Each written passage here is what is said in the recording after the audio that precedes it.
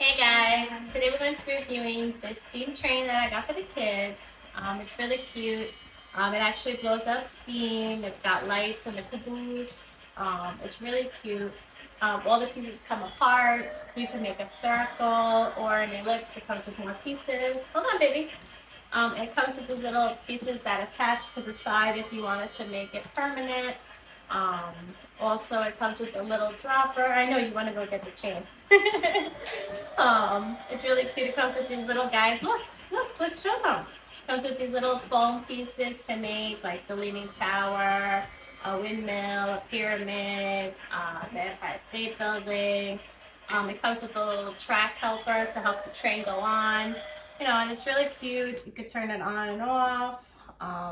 Just, one touch of the button and the steam stops. And again, the dropper, you add water to it so it can do more steam. But overall, it's really cute. The kids love playing with it. And it's just nice, right? So we hope you enjoy it. Bye.